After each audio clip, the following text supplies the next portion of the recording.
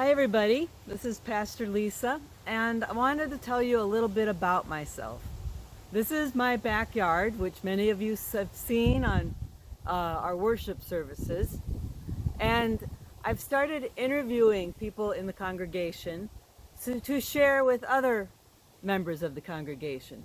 And so I thought it was only fair that I share some of my answers to the questions I've been asking other people.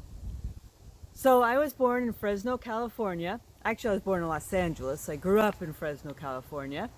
And I have two parents. My mom passed away about 2 years ago. And my brother and his wife and two girls live in McFarland. So both my brother and I live in Dane County, and my dad is still in Fresno. So I went to Hoover High School in Fresno, and I went to Fresno State. I majored in French and English, and I spent my junior year in France. That was the whole reason for majoring in French. I chose English because I love to read, and I figured getting a major in reading and writing, I love to write, would be kind of fun. And it was a lot of work. But I really enjoyed it, and I learned how to think and write, and those were very good skills for when I decided to go to seminary. I went to seminary in St. Paul, Minnesota at Lutheran Seminary, and had a great time. I loved thinking about all those things. Who is God, and what did Jesus do, and what is the Holy Spirit up to? But I didn't want to be a pastor. I wanted to teach theology. I always saw myself as a college professor, probably because my parents were professors of sociology at Fresno State. Then I went on internship. At least back then, internship was your third of 4 years of seminary. Still not wanting to be a pastor, but I fell in love with the job.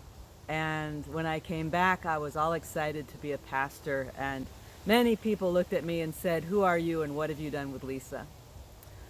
We had a great last year, being seniors, and then when that was all over, I was called to Wyoda Lutheran Church in the southwest corner of the state, a town of 100 if they're all home.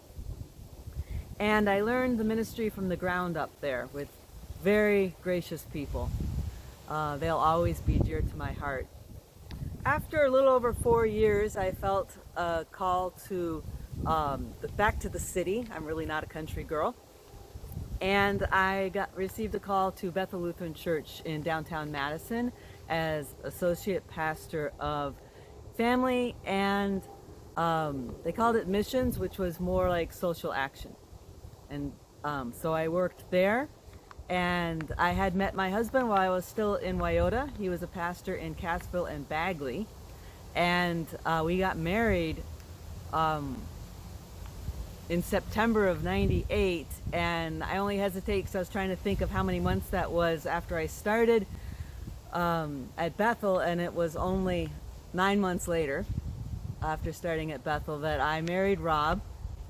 And he moved from Cassville and Bagley to Waterloo, where he has been ever since.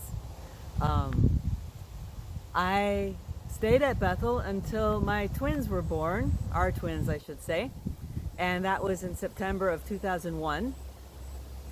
And then I went on leave from call to stay home with Matthew and Nathan, and that was a big surprise to me. I never anticipated staying home with my children, but I was very fortunate to be able to do so. And I think one of the reasons I was able to do so is that I had already spent 8.5 years developing my career, so to speak, being in ministry. And so I felt like I could take some time off. And certainly was no vacation, but it was time off from the ministry. I called Matthew and Nathan my congregation of two, and then we had another child, Seth. That was in 2005. And then in 2008, I was called to Faith Lutheran Church in Columbus pastor of youth and family ministry, and I was there for 11 years. And then after that, I was called to St. Mark's, where I've been for, what is it, a little over a year? I forget. It's a great match, and I love being at St. Mark's. And it's difficult during this COVID time for us to be apart. I miss seeing you on Sunday mornings and not only worshiping with you, but sitting down with coffee and visiting. I miss collaborating with you all and coming up with new ways to do ministry. It was so much easier when we could get together. But there are other ways to collaborate. We're now meeting Thursday evenings on Zoom for social hour, and perhaps we can talk a little bit more about ministry during that time as well. Now, let me see if I've forgotten anything. What have I learned during this pandemic? Oh, I've learned I don't mind staying home more, that I like spending time with my family, and the pandemic has forced that upon us, and I enjoy that. I also have spent a lot more time in the garden and enjoy that a lot. And what else? Oh, I think I've also learned that it's high time we change the way we do ministry. We've been forced online, and in a way that's a good thing. It may not be sufficient for us, but it's a way to reach people who wouldn't be coming to church. And so they have more opportunity to worship and to get to know churches and God. And I'm hoping that not only we continue worship online when we're back together, but that we find more ways to think of ourselves as bigger than St. Mark's, as including all the neighborhoods around us and anybody who can access worship online. This is God's world, and God's world includes more than just those who get up on Sunday morning and go to church. God's world includes all people, and we as a church are called to get out there and to meet them out there instead of expecting them to come into our building. They are more than welcome to come into our building, of course, and we can explore ways to make that easier for other people, but we can also explore ways to get out there and meet other people, particularly when it's safer to do so. But we need to start thinking about it now.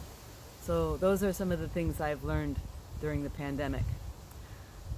You'll get a chance to see other interviews with other members of the congregation, and then I'm going to ask you who live with other people to interview each other, since I can't come into your homes and it'll be too cold to meet outdoors. So think about that, and I'll see you next time.